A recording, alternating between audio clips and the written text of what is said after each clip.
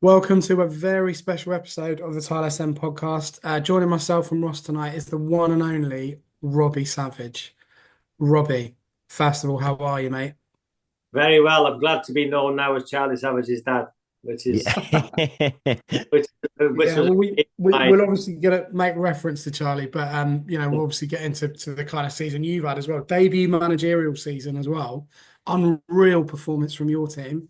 And if you get a bit distracted or Robbie feels like he's distracted, he's got Barca Inter on. So he's all good. He's all good. He's got it yeah. on in the background. That's what my Um, wife's watching downstairs as well right now. Is the same game. Robbie, I actually showed my wife this morning. Charlie's her favorite player on the team, so I showed her a But picture. not yours. Yep. Hey, hey, hey. We'll talk about that in a bit. We'll talk about that. But I showed her a picture of you and your Manchester United academy days and Oh, him together, and the I think it was the hairline together is just perfect in both of them. It's great to see across the two. it's a great photo. And listen, the special moment was when Ronaldo was pictured with Charlie in training, and they're having a chat. Yeah. To Charlie about I used to kick him. Ronaldo was great with him. So again, what an experience for the young man to train with the likes of Ronaldo and but for Ronaldo, it just goes to show his longevity, playing against me and then training with my son. Well, Charlie was training with him. Let's not get carried away. Right, right. Well, listen, before we start, massive thanks as always to Z Films. He sponsored this one and every other one we do. Really, really, great end to the season off the pitch for Reading, and a great season, on it really, all things considered. We're going to get straight into it, really, Robbie. We're going to kind of take you back in time, and obviously, we talked a fair bit about the off-field problems that we've had. Obviously you've been fully aware of those. You've been in it, living as a family member of a your son who's been in a club in turmoil, basically. How how much were you aware of the kind of problems that we had at the time of when Charlie signed, and did you think it would get as bad as it did? Over the last couple of seasons since he's been with us. I remember how it all came about. Obviously, Mark Bowen, who was my coach at Birmingham, my assistant manager when he was at Wales and at Blackburn, great guy, and instrumental in my career.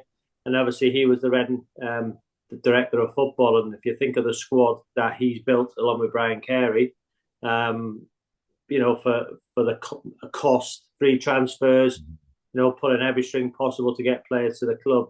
The job he did, along with Brian, was remarkable. So I remember the conversation Charlie had. I think it was 3 years left at Manchester United. Went on the tour with the first team, had an incredible tour, and then he went on loan to Forest Green under Big Dunk, and Big Dunk was great with him. Forest Green were great with him, and he came back in that pre-season and said, "Listen, Dad, I want to go out and play senior football. I don't really want to play in the 21 football." I thought it was really brave, shows his character.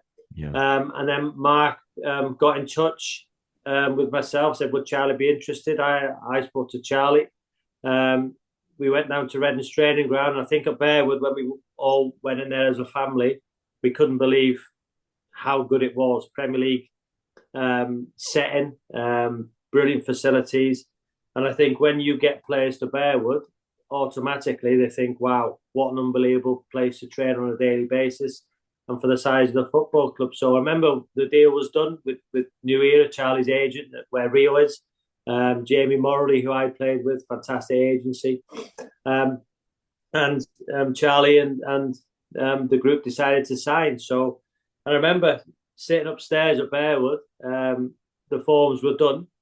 And I remember Wingy was there with his family and his agents, and both had signed on the same day. And I remember, getting home or the next day, and the deal hadn't gone through because of whatever, Oh, was yeah. happening at the time. So we were a bit in limbo, and we actually didn't know if Charlie was going to be a Redden player or not. So we didn't really understand, how bad the situation was.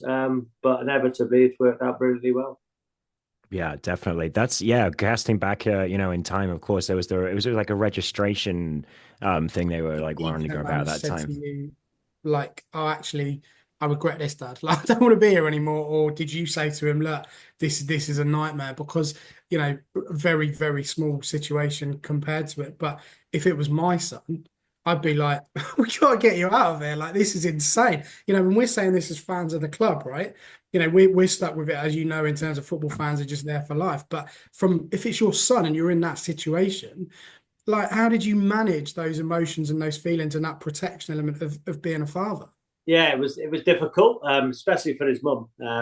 His mum was, he's going to be moving away. We were unsure if the registration had gone through, what was going to happen. Could he go back to Manchester United? It was a bit of turmoil for the young man, but he's got a very sensible head on young shoulders. He went to MGS, got nine A's in his exams. Really thinks about stuff, well educated. And he said, "No, Dad, listen, I made the decision. I want to stick at it." But it was out of his hands. It was out of his hands, and that was the difficult thing, that he was had his bags packed. I remember when I went to Manchester United at 15, and my mum and dad on the doorstep, tears were streaming down their faces. I went to digs, and it was a difficult day. And obviously, there was tears here when your firstborn leaves. But we knew he was in good hands. Lynn at the football club was amazing. And, we talk about people behind the scenes. Lynn, fantastic. As, everybody behind the scenes was. Brian, Mark, Hunty was magnificent with him at the under 21s. And again, that's why I'm so happy the club is now, being saved. Hopefully goes through very, very soon. I know it's not quite done yet.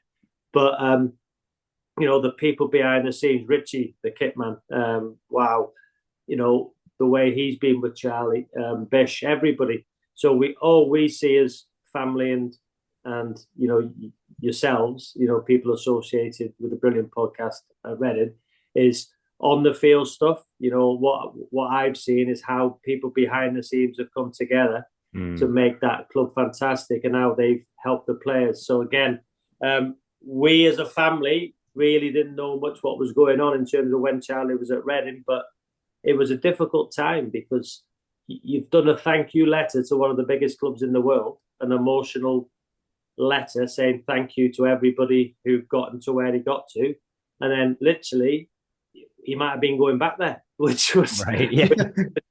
which would have been quite remarkable. Thankfully, we didn't get to that. 100, I think it's 96 games later in 2 seasons. He's in a great place. Is it different now for kind of like the off-pitch, like player liaison kind of role than it was when you were playing? Like, is there more support for the players as humans, or was it always kind of like that for you as well? Yeah, it was always kind of like that, as in to go 1-up against Barca. Oh, nice. No, it was always like that. Listen, as footballers, we're in such a fortunate position that, the care, the well-being, now, mental health is really, more to the fore now, rightly so. Yeah. We don't know, what players go through on and off the pitch. We can come on to that a little bit later. But it was all there for me. Maybe not so much,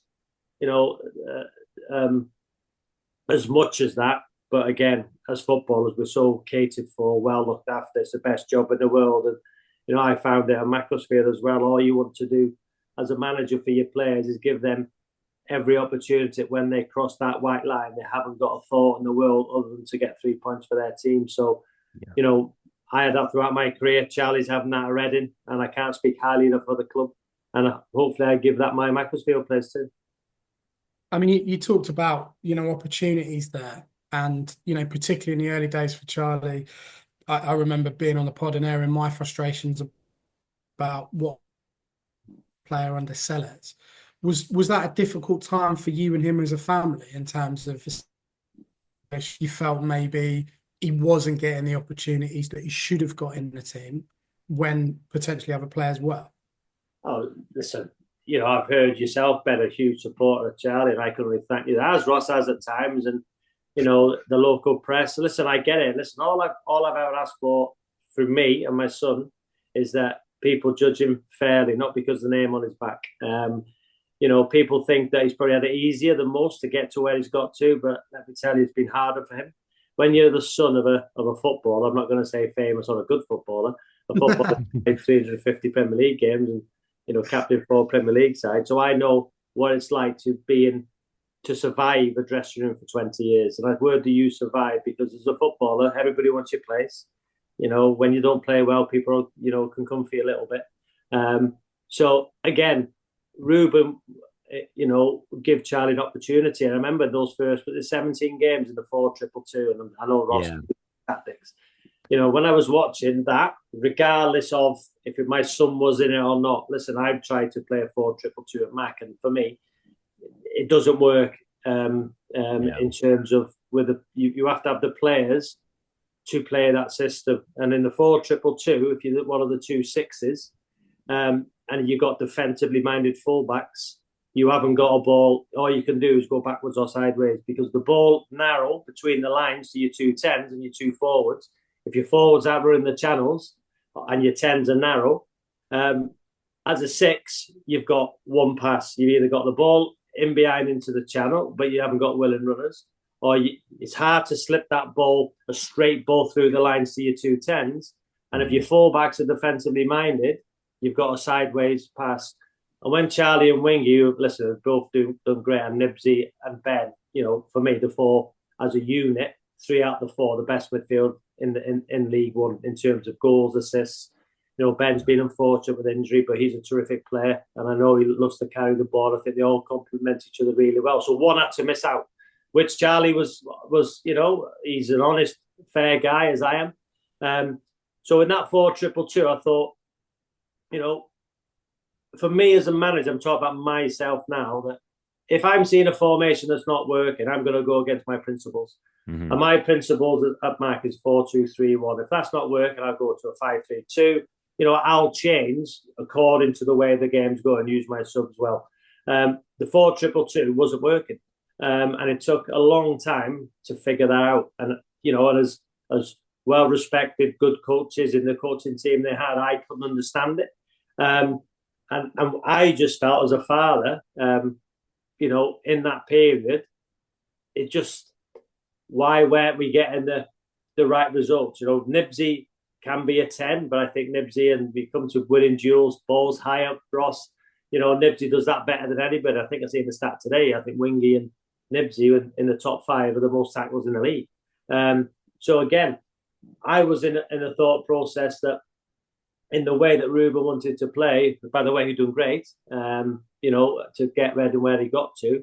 But I just think it could have been a better season if he'd have changed the dynamic of the team quicker and maybe not gone against his principles a little bit. But again, there was a time, and when he changed to the 4-3-3 and seen Charlie more as an 8, because Charlie grew up as a 6, you know, his left foot, his passing ability, get on the half turn, playing forward.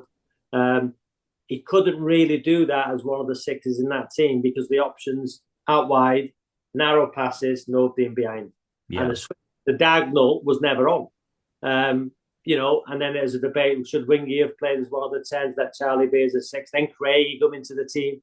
So again, I can only thank Ruben for giving Charlie that experience in the first 17 games to play in that system and learn League One football. And what people don't realise, Ross and Ben, is that for Charlie, you know, I've seen this year that people say he's the most improved. I wouldn't say he's the most improved because he's always had unbelievable ability. What he's done is adapted to League One football. And it's a big difference between being the most improved or having a manager that believes in your ability, puts an arm around you, and gives you the opportunity to make mistakes. I think we got to a point under Ruben Sellers, and I think Charlie mentioned it on the radio with Tim Della, that Hunty put an arm around him and said, listen, Charlie, you will make mistakes. I think, and if you do make mistakes, don't look around to the bench thinking 60 minutes, we haven't scored, if the team will lose, you're going to come off. And I think as for any player, me included, I knew I was going to play every week at my clubs because of my impact on the team. And I knew that if I was having a poor game, the manager would leave me on because he had the trust and the faith in me to continue. I think we got to a point under Ruben that regardless of Charlie's performance, it would be if he'd not scored a worldie, if it was 0-0, and I can go back to numerous occasions that Charlie would be the first one to come off. Then, as a player, you would be looking across thinking, it's me again. And then he'd be left out. Where other players who were more senior in the team could try long passes, could try different things, knowing that they're going to play every week. And so I wouldn't say this year Charlie's the most improved player. He's always had the ability. What he's done is he's grown in confidence from a manager who trusts him, and he's got the ability, always had the ability, but it's somebody getting the best out of him by putting an arm around him. Yeah, I actually completely, as soon as you said, like, I'm not sure if it's like the most improved necessarily. Like, I completely agree. I was looking back today before we got on the call at all of his stats for this season and last season. And then I also watched all of his assists from this season as well. And he was doing things that, that you would think Ruud would want, like winning the ball in the final third and things like that last season as well. He's still doing it now. And I do think that, like, I agree with you. Like, he's always been a good player. He's always had a lot of ability, a lot of like technical ability. And I can definitely see him working as like a. Was he working more as like a single six previously as he came up? Yeah, and Ross, obviously, so I've seen him since the age of 4. And what they used to do at Manchester United is, if you think you're coming up through Manchester United, Nick Cox, all Neil Harris, all the coaches Charlie had at Manchester United, who, Tony Wheeler, brilliant people, used to get in with the ball, used to play, and then as they were going up through the academy system, they'd always have the ball.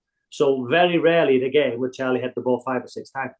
And I think when you watch Charlie aerially, timing of a jump, he's not quite sure when to time his jump, and going to close people down. I think he used to go too quick, but now he's adapted to the pace, the physicality, and he'd be going to challenges. He'd be a fraction too late or just diving in. But now, because of an arm around him, he's realised that, if he misses a challenge or gets it wrong, he'll stay on the park. So again, I think he's adapted to being a League One player. It's taken him a while, but again, he's adapted exceptionally well. And I think, the biggest thing for me was the duels and again,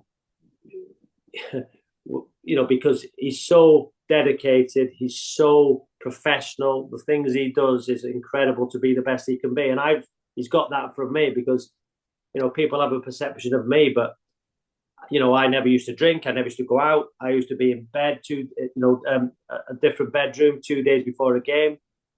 Made sure I was in bed for 9 o'clock. Always lived my life right to get the best out of me. So I think Charlie's taken that for me, and he's exactly the same, because he wants to be the best on that day for his team. So again, I couldn't be prouder of him, but it's something he's had to learn.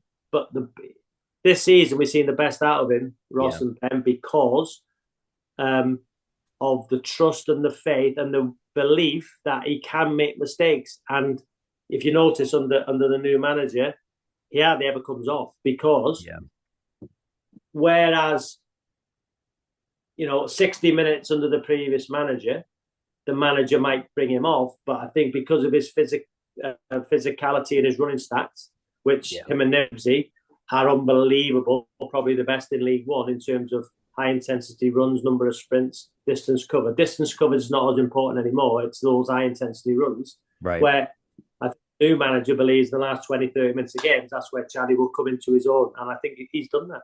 Yeah, he's definitely got your. Sorry, Ben, I'll let you. Chad just said he's definitely got your motor, like your engine. That I remember for your playing days, and I bring that up because like, obviously when we look at the formation as it's set out, it looks like he's on the left side, and his heat map is a little more on the left side, but he does get all over the pitch. You see him down by the right corner flag, trying to win the ball back sometimes and things like that. But so totally agree that, like, having a manager with his arm around you is obviously going to help you improve. Do you think the starting position on the left side, because he's left-footed, has helped this season, or is that by the by?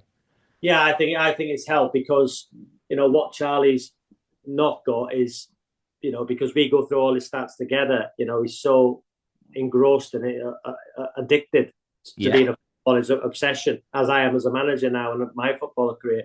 I think what Charlie's not got is if he plays on the right, he's not got the ability yet to go past somebody, you know, with that burst of pace. You know, did play on the right, it would be more like, just say he played on the right, it would be more cutting it back onto his left and whipping balls in. But I don't think Reading play like that. So I think on the left, and he's seeing his relationship with numerous left backs you know, and left wingers. And I've heard you talk, all do fantastically well, but because of the right side was when Craigie was fit, Craigie, Nibsy, you know, or Ben, that right-hand side, or Chem, that was constant. Well, on the left-hand side, you know, under Ruben, you know, you change fullbacks at a certain time, for me, for no reason, when games were tight. You know, I don't know why that would be, but Ruben will have his own philosophy on that. But because of the, you know, the amount of change on the left-hand side, you know, Charlie's never really formed a relationship with anybody. You know, probably Garcia in the latter half of the season, you could see that working. Kamara at times, Kelvin. So the left-hand side does suit Charlie, because if Kelvin comes in, Charlie would go on the outside. And we've seen that quite a lot of times. You know, on the last game of the season when Kelvin slipped Charlie in the ball across to Nibsy. You know, Nibsy was just in offside position. So again, I think the left-hand side, because, you know, but when he drifts central, when that ball comes over from the right, you know, he can just open up on the half turn and get the shots off with his left. I think that is, you know, that. And when Wingy's on the right and Nibsy's, you know, Nibsy's brilliant, and been, you know, I can talk about Nibsy, how good he's been with Charlie and Sam, both brilliant with him and Wingy. So again, I think the left side probably, because as a manager myself, to find a left-footed midfield player on the left is very difficult, and even more so, left-sided centre half as well are very difficult. And if you're going back to, you know, left-footed players or left-handed snooker players, it was the first snooker world championship with two lefties in the final. Mark Williams, you know. So again, find a left-footed player or as a centre half or a midfield player in a three is difficult. So it gives you so much balance. It opens the pitch massively. Last question before on just like the personnel, sir, because I completely agree with you, by the way, that like he has had to deal with so much personnel change. Like I agree, Garcia and him have started to form a nice relationship where I like the way that they sometimes overlap, they sometimes dive inside. Off the field on the cameras, it looks like he's good friends with Jaden Wareham. Do you think him coming into the team helped Charlie at all? Because I sometimes feel like the way in which he plays is a little bit more to bring in the midfielders than Sam Smith used to do. Yeah, well, listen, Sam was incredible. You know, and, you know, if we'd have kept Sam, who knows, it might have been different, but it wasn't to be. And Sam, I'm delighted for Sam because he was brilliant with Charlie, as was Nibsy. They all live in the same apartment block and they were really close. So it was a big blow to Charlie, you know, and Nibsy when Sam left. But listen, whether it's Kelvin up there or Jaden, they both offer something different, Ross, as you know. But Charlie likes playing with both players. He gets on with everybody. Listen, he's a great kid. You know, he now doesn't look at social media. He's, you know, because, you know, at the tough times, you know, people can be horrible. You know, and when at the good times, people could be too nice. So again, he doesn't look at that. I tell him about how you guys speak about him nice. You know, what you do is fair and honest. I've always said, people are fair and honest. You know, and I watch more football than anybody I know, Ross and Ben, from every single level. I'm obsessed with it. I read everything. You know, I read all the reports, everything. Ben's been great. You know, Ben was the one who's probably believed in him most. And I said to Charlie, because Charlie was really against me doing pods about him. But, you know, because Ben and yourself at times, Ross, have spoke really nice about him. And even if you'd, you know, hadn't spoke so well of him, I'd still have done it because I think it's important that, you know, you give back. And, you know, so for Ben, I've said, and Charlie's allowed me to do it, but he really doesn't like me doing stuff at all. And I understand that because it's about him. You know, and the amount of times I've seen his goals on the TV and saying, Robbie Savage's son Charlie, you know, it probably got to him, even though he wouldn't admit it. But now, finally, I was at the game and Charlie Savage, his dad, and that's what I want. There's nothing more I want for my both sons is for them to have a better career than me, and we wind each other up when I say, well, your dad played 350 Premier League games. He said, yeah, but I played the Champions League, Dad. So he beats me on that one. So listen, all I want for my two sons is they do better than me, and if they do that, I'll be extremely happy. Well, they got to beat Italy first, mate. They got to do that. Yeah. I mean, moving away from Charlie, he's obviously had a fantastic season, and I really appreciate what you said there because we always try and be fair and honest, and that's what this pod's about, really. That's what it's always been about. Can I jump in there real quick, Ben? Because I'm going to let you answer, but I just wanted to know, Sim he's plotted all of the player ratings for the rest of the season, so I know I get pelters from all over the shop. It's part of why I'm not on Twitter for player ratings. Charlie was fourth this year, highest average. And it was Pereira, who was my player of the season, Bindon, who I'm obsessed with, and then Mbenge. Yeah. So it was close. And what Charlie said, the lads in the dressing room so close, all the adversity they've suffered. It's times when it's been really tough.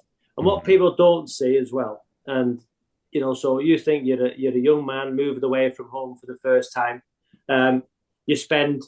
People say, and there's other players in other situations at clubs when you move away from home. Well, people outside will say, well, he's a footballer, it's the best job in the world, they're getting well paid. But what people don't understand is that if you're not playing football, you're away from home, you've got no family or friends around you, you're not getting spoken to by a manager, the communication is not great, you're spending 15, 16 hours in an apartment in Reading, nobody around you, time to think, sit there, reflect, thinking, what's happening, and if there's no communication from management, when you're having tough times, that can be a real difficult place for a youngster. Then obviously we're on the phone to him, saying, listen, you get your head down, crack on, you'll get opportunities.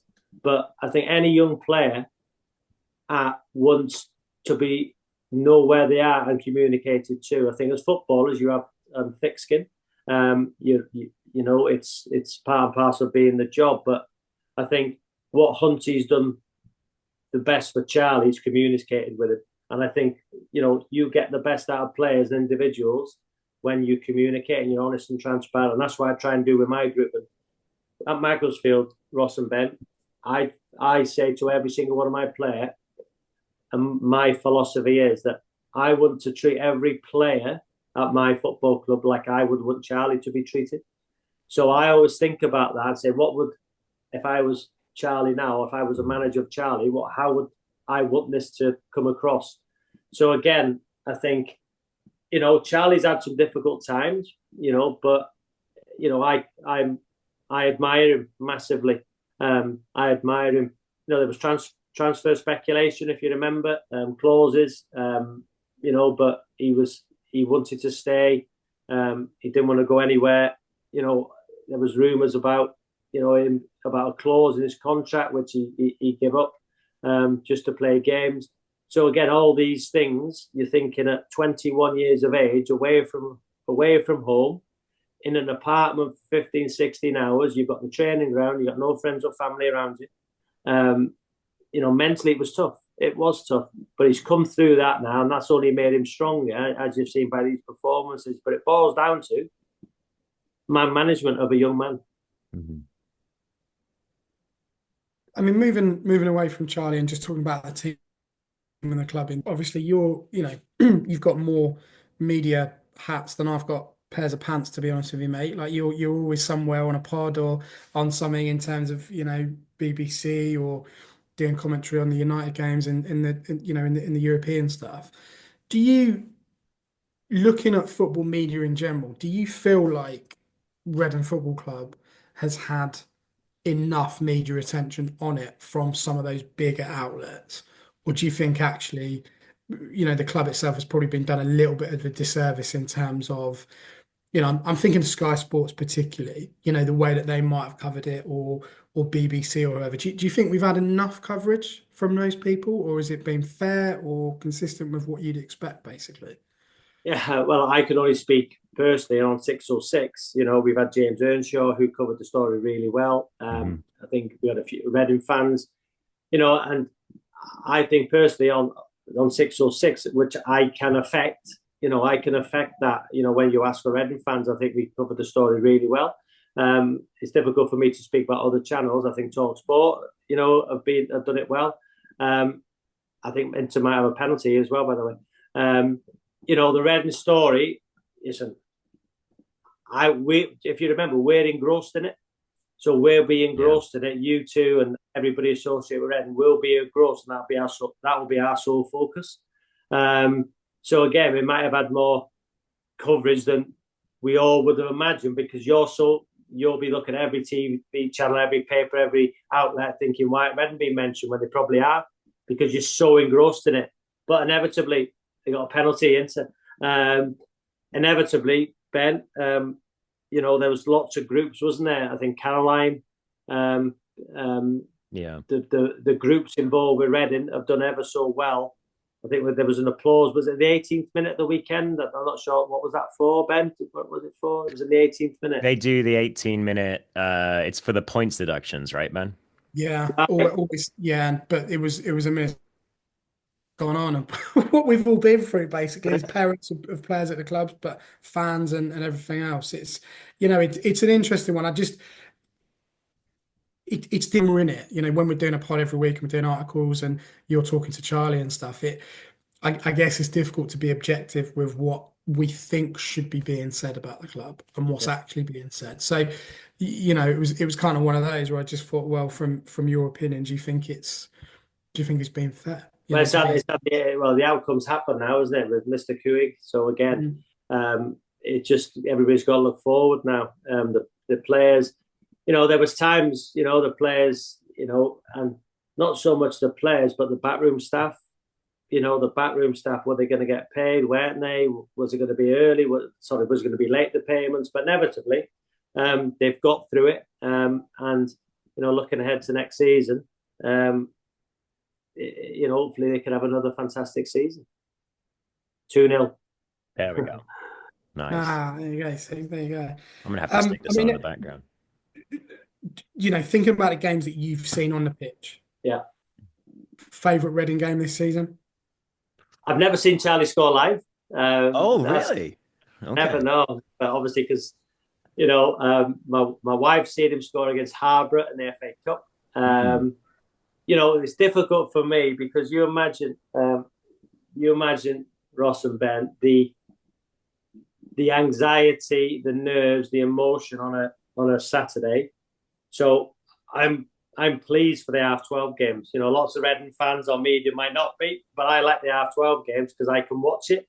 And then I have my game at 3:00. But there's been times when I've managed at 3:00 and Charlie scored, and somebody shouts down on my son behind me, Charlie scored, and it's wow, the feeling. And I'm always looking at my phone on a match day because I'm thinking of Charlie, but then I'm thinking of my team and tactically. And listen, we've been that good this year. I could have probably looked at my phone all the way for 90 minutes because my players, what they're doing. I could just say go out there and play, and they do it. It's religiously. They know exactly the way we play. They know what to do. They know the patterns. They know the movements. And it's 109 points. But there's times this season when I'm looking at my phone, thinking he scored, or looking at different apps, how many passes, how many final. So I'm so, and if they lose it, my mood comes down.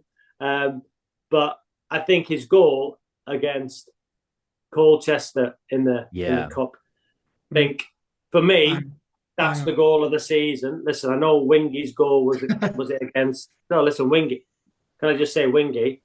Wow, as a 6, is he further up? But his passing, his influence on that team. Wingy, fantastic player, as is Nibsy, Tyler. Listen, they're all, and we'll speak about that quickly later.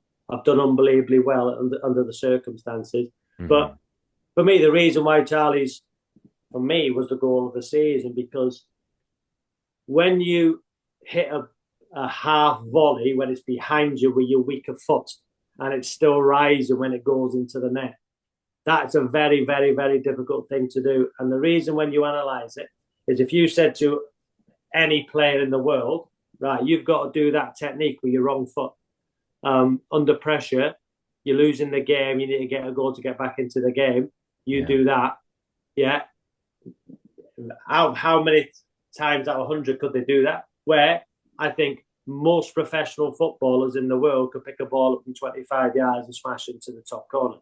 Right. Wingy and Charlie have done that numerous times. But in terms of the technique, you know, and you look at it, that for me was the best goal, because that there, people don't do that very often. And it was such a strike, half volley, going towards your own goal to hit it, and it's still rising. That for me is the best goal of the season.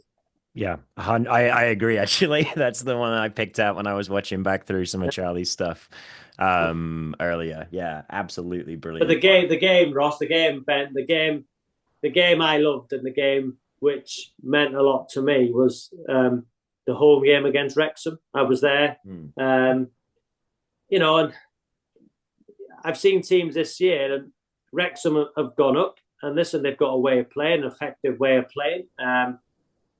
You know, they beat us 3-0 at their place, and this I'm a Wrexham fan as a kid. Used to watch them, you know, all the time. But for Reading to beat Wrexham, and Reading to beat the teams who you might think, oh, they might struggle here. You know, so the Wrexham game and the way they play, the intensity they run that game, you know, was incredible. So the Wrexham game for me was a huge one. I loved Shrewsbury away. You know, Chem, you know, off air, we talked about Chem's dad. You know, I jumped on Chem when Chem scored the third. Yeah. So again, this and the Harbour game in the FA Cup was quite an incredible game. So I think it's been a wonderful season to finish 7th, and we were so close. And the question you'd ask yourself, is that group and the club ready to be a championship club? I'm not so sure it is. So I think with the news of the final day, with the club, Rob Cooley getting it and staying in League One, I think probably was the best thing. And I know you two might think it would have been great if we got to the championship, but I don't think that squad's ready. I think the manager has done unbelievable.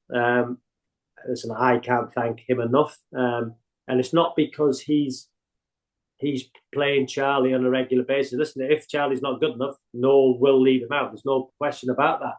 But even when Noel's, one of the big things I go back to, and what you need in character, is that I remember Charlie, I think, had just played for Wales, made his senior debut, and then he was playing for the under-21s against Portsmouth.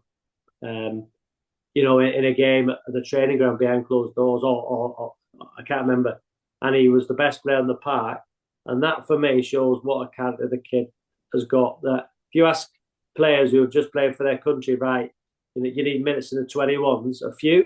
So he came back and he played for the 21s against Portsmouth, and he had a fantastic game. And Hunty was there then. And I think from that moment I think Hunty respected him massively, because, you know, in my time, we had the reserves, and, you know, a lot of and I don't think, you know, could Charlie count himself as a senior player then? Because he's still young. Listen, we forget he was only 21. He's 22.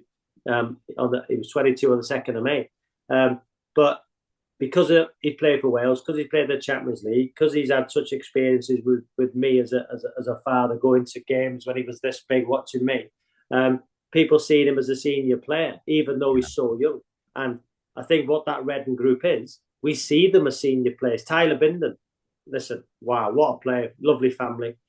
We see him now as a senior player because the amount of games they've played. And through chaos, it's enabled these young players to become senior players so early. So if you look at all the young players now at Reading, how many senior games have they had where some players now playing under 21 football haven't played senior football? This group of players have gained so much through chaos and opportunity through chaos. And that opportunity may never come around, because there's players in the Premier League now, 21, 20 years of age, going to on loan. They're not playing games. But at Reading, it's give these young players a platform, and managers believe in them through, maybe not through choice, through necessity because of circumstance. These players have been able to flourish, progress, gain confidence, adapt to senior football, and probably be in the best position they've been in, and a better position than most teams, most 21s at Cat 1 level. And you can see what the Reading Academy, we can go on, what the players they produce. So again, it's an unbelievable scenario to be in through, a chaotic situation. Yeah, definitely. Yeah, I mean it's been a crazy season, and it's been it's been bonkers overall. Been a crazy 5 years. It's been insane. As a result of that craziness, regardless of what, because we're all realistic, we know football is a business. Opportunities arise out of nowhere, all this kind of stuff. Will you always have kind of a special place in your heart for Reading Football Club in terms of what Charlie's achieved in a short time, in terms of, you said, how kind of staff and the fans have been with him, and just your overall perception of the club? Will it always be important to you, even when Charlie moves on? Yeah, listen, they've looked after my son incredibly well. The fans. Let's be fair. That he's had to earn it. He's had to earn the right, and rightly so. And any new player at a football club, and he come with high expectation. Expectation coming from Manchester United with a name on his back can hinder some. Let's be totally honest, because all the way through his young life, if I turn up at a football match and I'm there, everybody automatically sees me and expects Charlie to be the best player in the park. And he's had to live with that all the way through. And if at times, even early on in his younger days, because physically, I was one of the smallest when I was growing up. So physically, Charlie, in the academy system, where if you know football and you can see football, I'd be at games in the academy system and he'd hit a pass and it would be the right thing. It would be exactly the right thing. Because of his strength, he couldn't get there. He would fall too short and would hit the first man. But the pass was there. And you can see that. So I knew that physically, when he got the strength, that would become natural. And you can see it now, the way he plays, that the biggest thing I think Charlie has, which not many people might notice, is, listen, he can get the ball in the half turn, he can ping it, he can shoot, he can do set pieces.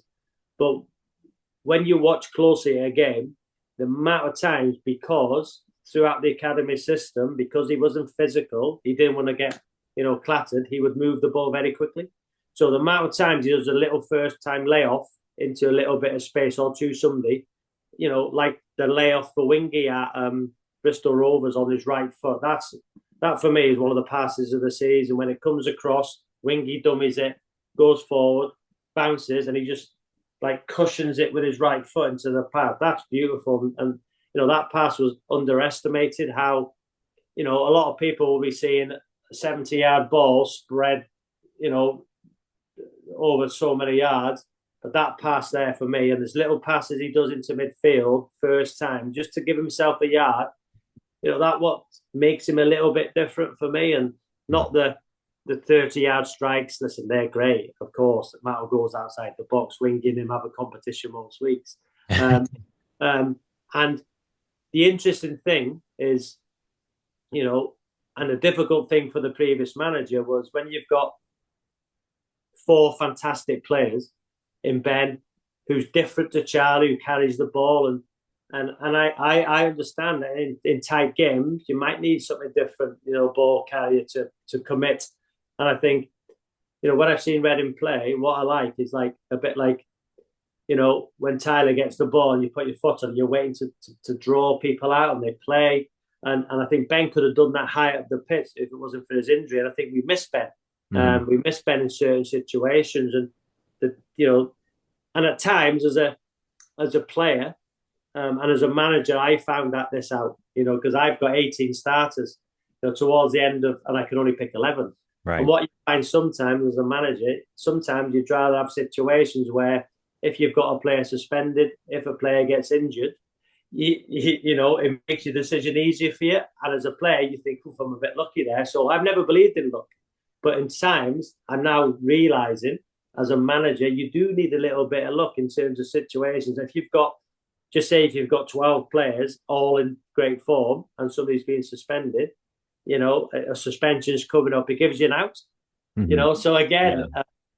My what, hands are tied. yeah, yeah. So again, with the four midfielders, with Charlie, Reading have with Charlie, Nibsy, Wingy, and Ben, four fantastic players, and only three can play. There are options to put Nibsy one up or Ben as a 10 or Ben up, but I think the three of them suit a three. Hmm. Ben on the right can carry it, but Nibsy, what was it, 16 goal, 100 appearances, brilliant, brilliant. His dynamism, his energy, winning the ball high up, especially in the high press. So again, I think with Ben getting injured, it's so unlucky for Ben, but that gives Charlie an opportunity. And again, he's taken that opportunity. But let me tell you, there was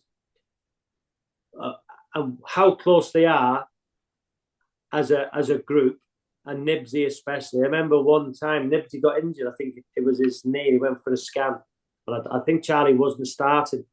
And Nibsy rung Charlie on the way back from the scan. He said, "Listen, you're preparing, right? Get ready. You're going to be playing tomorrow. I'm injured." And I thought, wow, do you know what?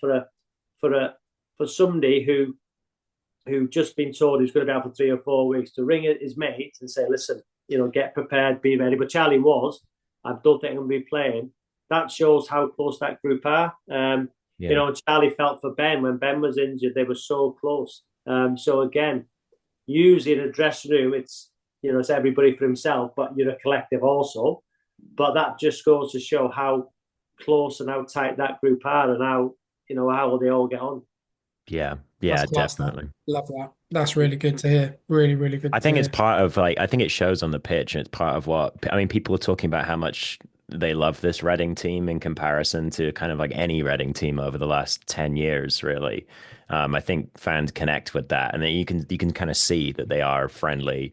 So I mean I agree with you that I don't think they were quite ready for the championship, Yeah. right away, but with this core, with this group, what do you think Reading can achieve in the coming seasons? Oh, so I've seen. I'm not sure, and I know Charlie's got 2 years left. Nibsy's got one. Wingy's got one. I think there's quite a lot of players out of contract. So Yeah. one of the hardest things as a football club is retention. I've just retained 12 of my players, and they all want more money because they've done well. So recruitment, you live and die by your recruitment. And the recruitment that Mark Boyd and Brian Carey did for this group was quite incredible. Um, um, Retention is also very difficult. And now you're seeing the players out of contract. Retaining players will be difficult because the season they've had and with the numbers they've got through, availability and through, getting minutes, obviously players will want more money. I think, but what comes first? Does opportunity come before money? I think for me, I've always said to Charlie, opportunity becomes before money. Money will come with success. Mm. So I took that throughout my career. Listen, everybody wants to be paid millions and millions of pounds. We get that. But for me, at such a young age, opportunity comes before money. And I think, Charlie's had that mentality. And this group, with a few additions, and if they can sign, retain players, they've got a great opportunity. And the question for you two, because I'm interested as well, that because I've seen firsthand, reactions when this group lose or draw or don't get the result expected. I think when Reading win a game of football, the celebrations at the end with Mbengue is fantastic, and I agree with that because for this group, what they've been through to get 3 points, for a group, the back four, I think before the start of this season, or last season, hardly played a single senior game. Mm-hmm. For the amount of free transfers, for players in the group to have in their first senior games in senior football in the course of this season also, they are going to lose games of football. They will lose games consecutively. And I think there was there was an over exaggeration from some in the media when they'd lost. When you look at it and strip it down, that with young players, and let's be fair, if that team, just say if you took Nibsy and the ones over 21 out, that team was in the under 21 Premier Division, it might not win it.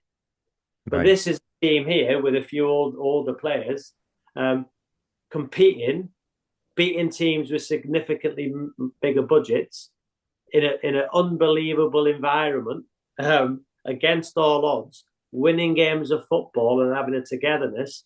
And when they lost, I think at times there was an overreaction because it was going to happen. It was going to happen, and it will happen next season because it's such a young group. So again, do you think at times you two may be a bit harsh, or do you think it was fair? I've definitely been harsh before. So, yeah, I feel like it's part of football punditry is that you say it's fun like going back through and now we have these like social feeds, that have like months and months of back stuff and seeing how quickly a take goes absolutely sour. But yeah, I mean, like Ben, what do you think? Yeah, of course. Like we get. I mean, we've always tried to sort of agree to come on, and you've been so good with us in terms of the retweeting stuff and liking stuff and everything else. Like, we've always tried to be fair, but it's been an emotional time for us. Like, we've been through it massively, and yeah, of course, there were times. I think you even said, "Oh, you're a bit harsh on the pod or whatever," and I listened to it back. 'Cause I never really listened. I was like, actually, I was out of order. Like I was, and I hold my hands up and say that. There's been times, and we always try and do the pod sort of 48 hours or more after the game so we can, think about it. But yeah, of course, there've been times when I've overreacted, and I think when you look back on the season and when you look at the statistics, as you picked out just a few there, to finish seventh on the points that we got is unreal. It's absolutely Ben and Ross, and one thing I've learned. So again, if you do a pod so soon after, and it's emotionally charged as a manager, I've learned that straight after the game, if you scream and shout at your players and with emotion, who are you doing it for? You're doing it for yourself. Yeah. You're not doing it for any other person to get your emotion, your frustration out. So again, I've learned that to be calm. Listen, at times at half time, obviously not when you've got to win the game of football. I think football's changed where you can't now in a dressing room scream and shout. You've got to be like a game of chess. So again, I think pods and reflection straight after the game, the emotion as fans, because you're so invested in it and being brilliant. The emotion is coming out for yourself. Yeah. Good point. Good point. I think. Yeah, go on. I was going to say, I think you're right with the youth. Like so much youth in the team, you're going to occasionally have inconsistent results or like a performance that feels off. Look. What we got? Look, it's all right. How you doing, mate? You all right? He's let me do it. There we go. I love it. You're back up in, where are you guys? You guys near Manchester? Manchester. He's just come back now, finishing It's only 6 hours to go. 6 hours. Oh, my word. But again, listen, he'll never know. We got kids. You worry about him in the car, the motorway. It's a long way, but listen, he's done great, and I'm just saying that you've done great, and the team's done. Can you talk us through the goal? Actually, Robbie, because we talked about this, right? This is a while ago, Charlie, so I apologize. But you scored an amazing goal against Colchester this season. You sort of wrapped you're a professional footballer, so weak foot's the wrong word. But you wrapped your right foot around the ball, on the sort of half volley. Can you talk us through that a little bit? That was an insane hit. No, I just think over the summer, I always practice my finishing. I go to the Macclesfield Stadium and practice. And yeah, I think sometimes it's easy to hit it with your weak foot because you just kind of just try to connect with it really well, and then I think the touch was actually better before it. Oh yeah, okay. The touch is what I was more proud about. But I had a couple of nice right foot goal involvements this year. Had one against Bristol Rovers a couple of weeks back. I mentioned that. Oh really? Yeah, that was a good one. That was a really lovely ball. A really enjoyable season and one that unfortunately we didn't get quite what we wanted in terms of playoffs, but it's been a really enjoyable season. It's been an enjoyable season from our end too. Don't worry. Regardless of playoffs, I don't think anyone was predicting that at the start of the season. So just to enjoy watching you guys winning games has been, amazing. Yeah, I Charlie, think. yeah, go Sorry, on, sorry. I was gonna say, like we were thinking the other day, like all the players together. We've lost so many players since the start of last season. Mhm. Players that would have, a lot of them probably would have played a lot of minutes this year. I think we lost Femi, Sam, Ben for half the season, Michael Craig, Yeah. Tom Holmes, Tom Mack, uh, Clinton, who was very good last season towards the end at left back and even right back. Yeah. And at one point we had a back four who hadn't even played probably combined 10 professional games. I think it was, who was it at home the other week and we won? Maybe was it Peter? Can't remember who it was. Peterborough. No, but Yids played. It was a different. Yeah. There was a weird one, yeah, where Yedon was like in the middle. Yeah. But then like I think it was like one of the first ones where Shisha was out there. Yeah, Yeah. but like even to win with like such inexperience and to Hmm. concede maybe even one goal that game or whatever, it was just we've had an amazing season if you take all the factors. So yeah, it's just been a privilege to play really. What's been the best thing being part of the team and the club? Like, what have you enjoyed most about this season and your time at Reading so far? I think the fact that, well, for me personally, the fact that we've got so many young players. I think with young players, obviously, it can be a little bit risky having a lot of young players, but if you think of it as a long-term picture, there's so much more room for growth. Um, so there's so many of us that have got 10 times better over the past year. But I think that's expected. If a 20-year-old is coming from a Premier League team, obviously he's going to have stuff to work on because if not, he'd still be in the Premier League. I think people sometimes forget that with all the players that have come in, obviously it takes 6, 8 months to find your feet. And then once you do, hopefully you just go like this when maybe people that are like 29, 30 in League One will Yeah. probably, stay the same. So I think playing with so many young players is just like, it's an honor and a privilege to play with them, really. Are you absolutely exhausted after playing what 45, 46 games this season? Something like that? Jim, 51. 51, I think. 51. Oh 51. my word. Okay. Yeah. How exhausted are you? Yeah, very exhausted to be fair. But not so much in games to be fair. I always found a way to get energy for games. I think Yeah. it's more than anything. I think football is very reactionary. You can win 5, 6 in a row and go and beat him for 13, but as soon as you lose one, like you're the worst team in the world, and sometimes that can be a little bit frustrating. And then people try and think they know all the answers. Oh, we should do this. People are tired. We do it, but no. Sometimes you just lose games. Not Yeah. too many, but sometimes it's not even a reason. I know XG is a thing, but sometimes they can score off 0.10 and you can miss 1.2 Yeah. or 3. And You and Lewis together are make a mockery of XG. Some of the goals with the long range shooting. even in training, yeah, so I've never played with a better ball striker. Maybe bar Ronaldo in training. Yeah, You- all right, all That's right, said fair that at the enough. start, to be Uh, fair. Yeah, but exactly. yeah, Wingy's ball striking is unbelievable, and yeah, I try to learn off him. But to hit a ball as sweet as him is tough. Yeah. And listen, where's your dad taking on holiday this year? Yeah. We're going to Greece. To be fair, Yeah, I'm paying. I'm taxing. That was going to be the next question.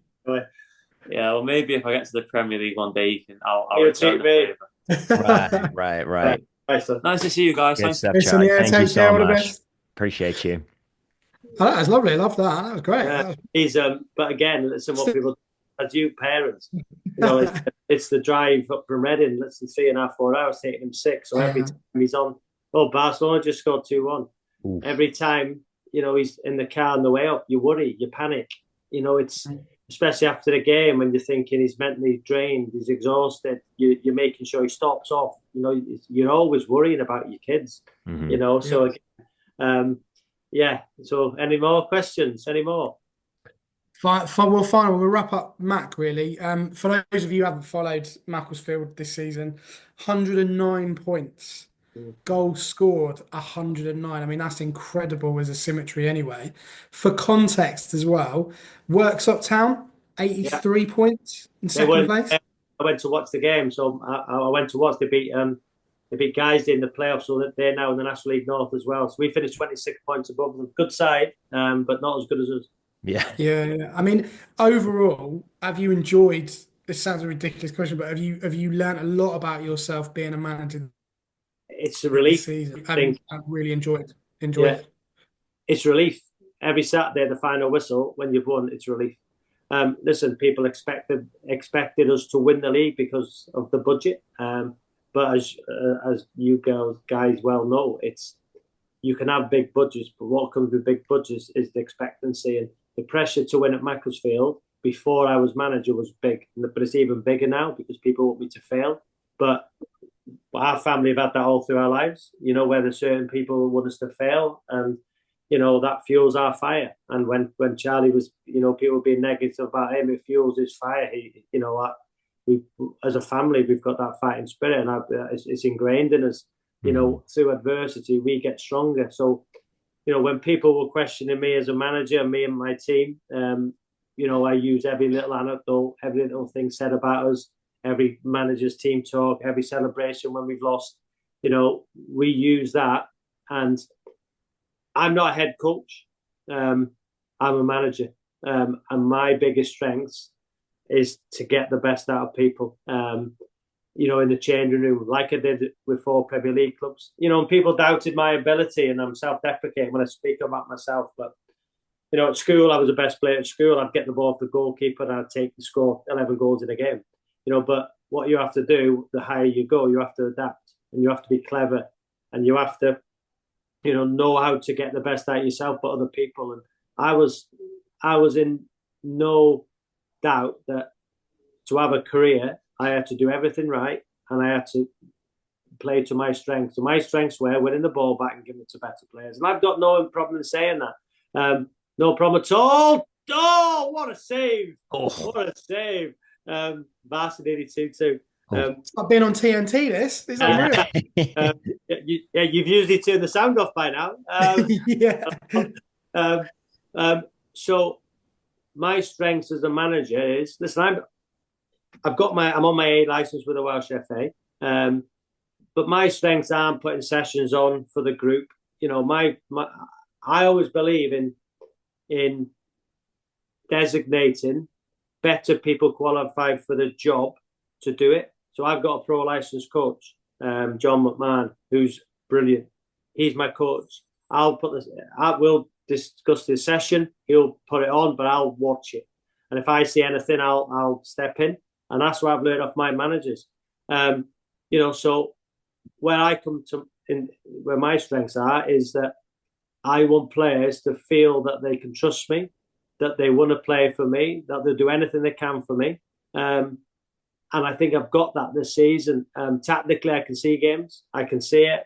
27 goals were scored by substitutes this year, the most in the league by 3 times. I think the next was 9. Broke every record Macclesfield FC has ever had. And that's not luck. That's being obsessed with being the best I can be. And I want that for Charlie. Charlie's like that.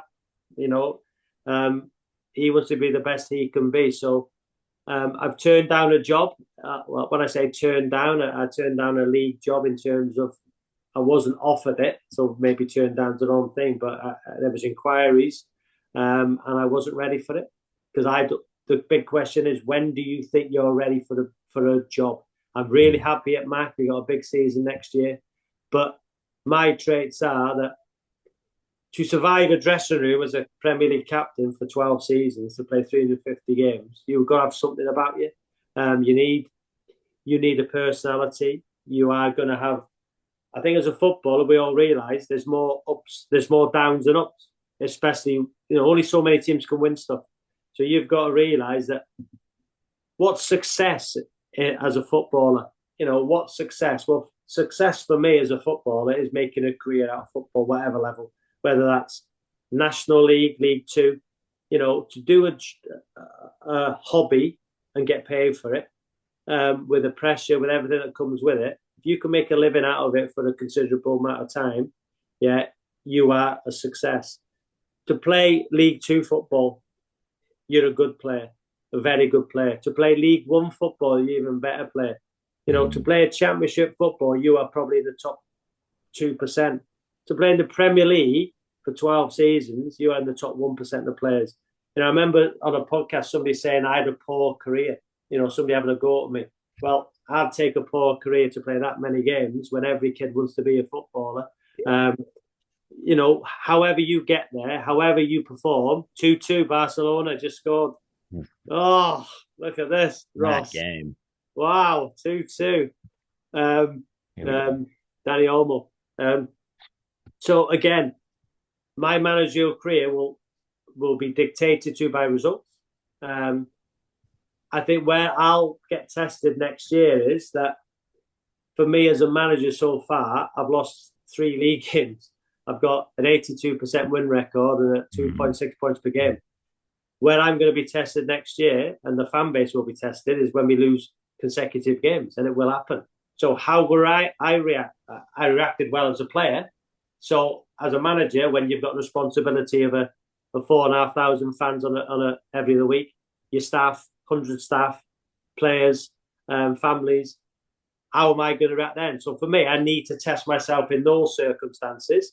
But then again, people might say, well, you've done unbelievably well now. If somebody high up the pyramid come for you, would you leave?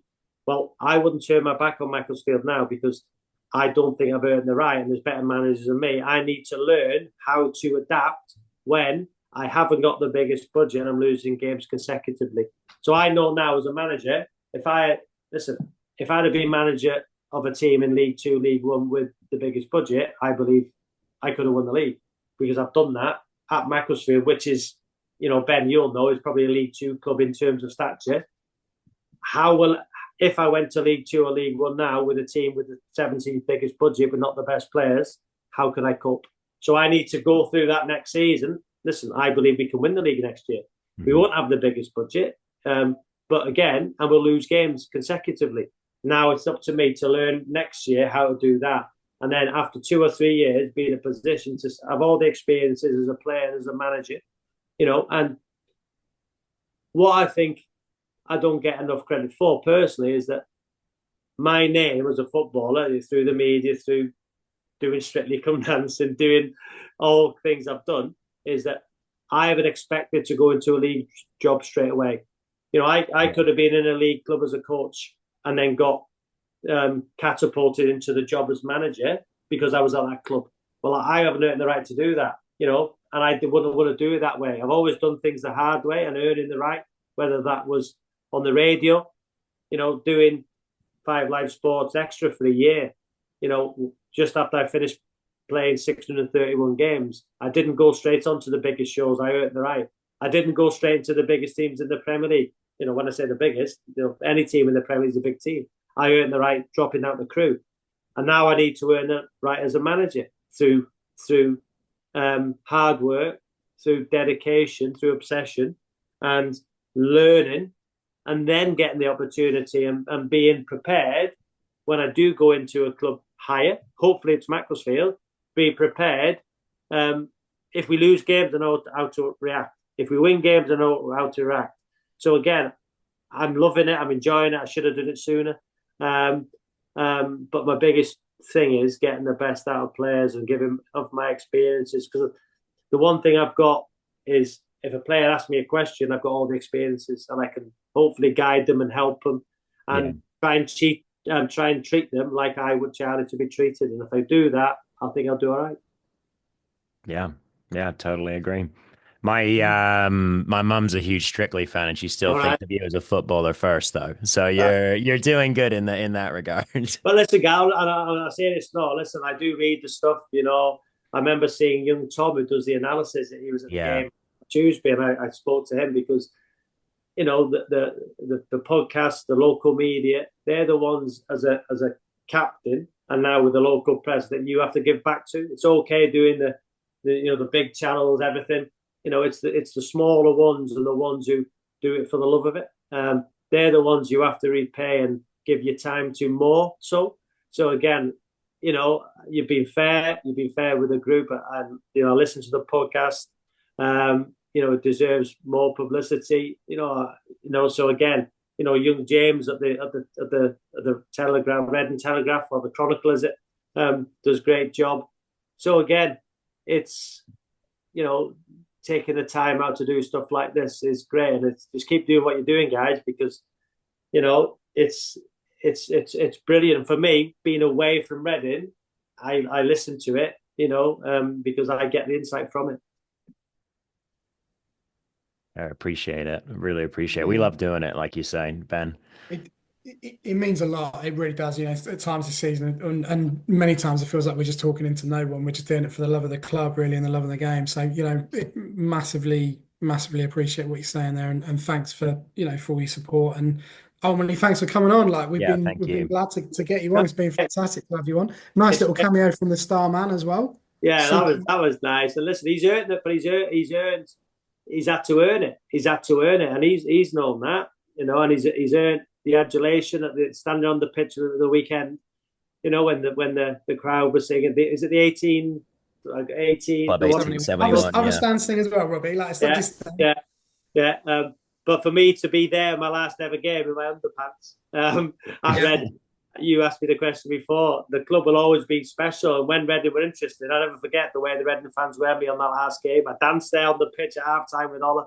I went in goal at Reading for Derby.